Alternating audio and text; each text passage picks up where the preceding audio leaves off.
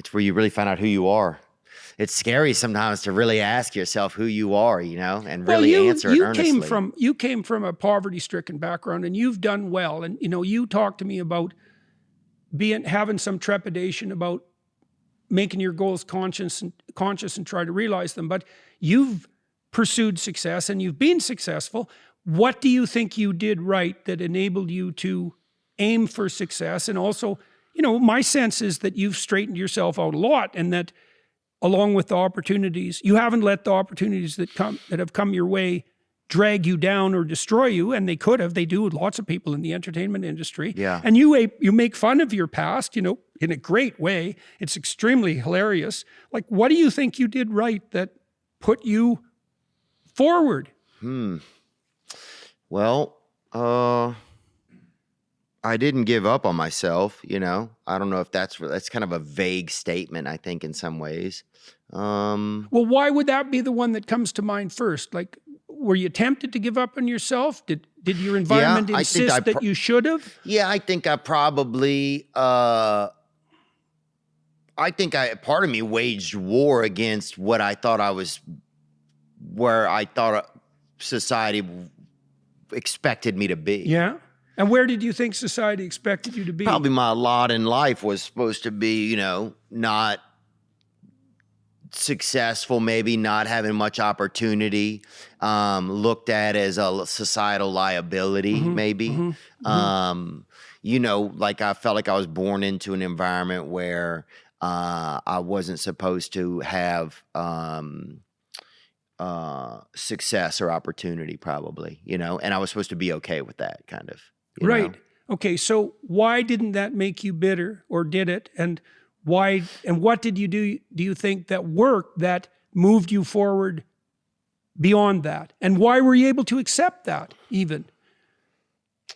Yeah, I think what I did that helped me move beyond that probably was, probably make a decision within myself that I was going to do something different than that. Do you remember when you decided that?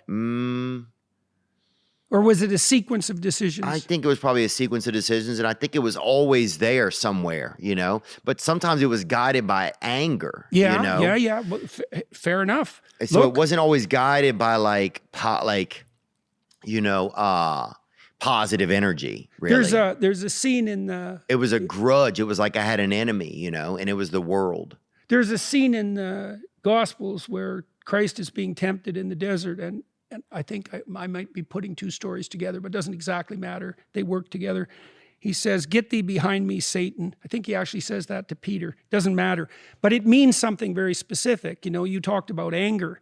Like, anger is an extremely useful emotion. Trump is very good at using it, by the way. You can see that in his mugshot, for example. Well, that anger that you had, if that's integrated and it's behind you, it's not anger, it's determination. Right. So integrated anger is no longer a vice. It's a hallmark of strength of character. That's the integration of the shadow from the Jungian perspective, right? You can't be namby-pamby and nice. That's not good enough. You shouldn't be dominated by anger because it makes you bitter. But that force, like anger, is a non-trivial force, right? It's a huge biological circuit. You want to have that sucker on your side. And if it can orient you upward, it makes you unstoppable. Yeah.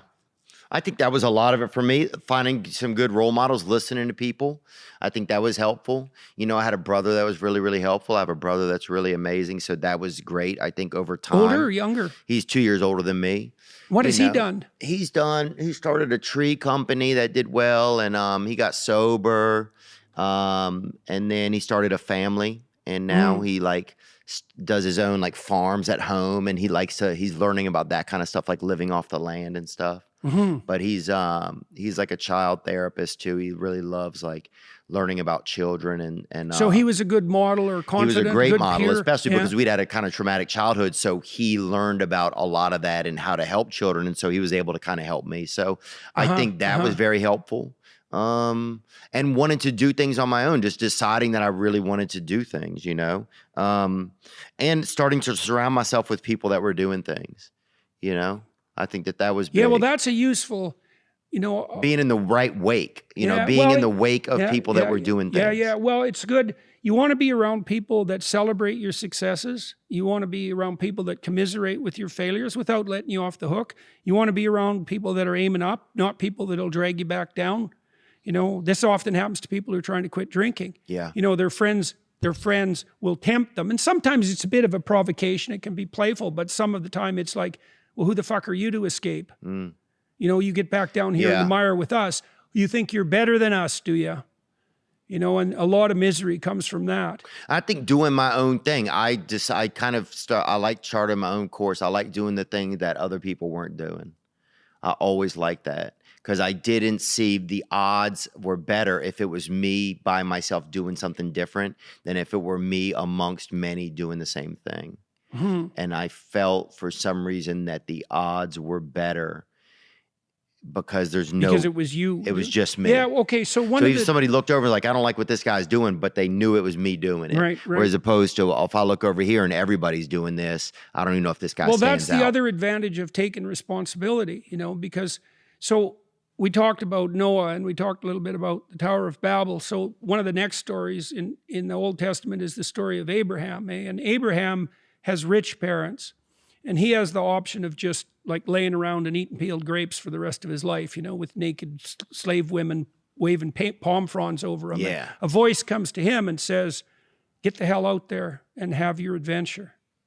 And it's not the same situation as you were in because Abraham comes from privilege, but it's the same idea, right? It's like, well, Abraham has everything anyone could want. In fact, he's quite old by the time he launches himself out of his nest.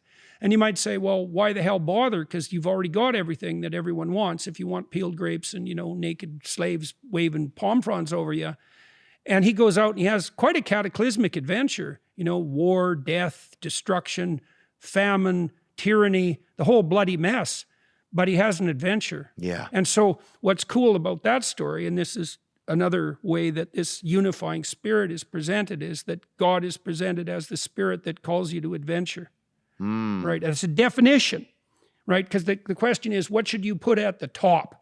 And what you put at the top is what you follow, by definition. Yeah. And you said, well, you had an intuition that you should go and do your own thing, right? And that it would be okay if that led forward and to success. And that's a kind of spirit, right? It's something that calls to you. It's not something you invent. You saw it in your brother. Like other people have it. It's in the world. It's part of the spiritual realm. That's a reasonable way of thinking about it. And you can pay attention to it and follow it or not. Yeah, it feels like we used to probably be so much more connected to the spiritual realm when we didn't create this other kind of pseudo-spiritual realm that we have now with once computers and cell phones and stuff. We kind of have this filter between us and like the spiritual realm, it feels like, or this whole other spiritual realm, like this reflective pond, that isn't always really positive.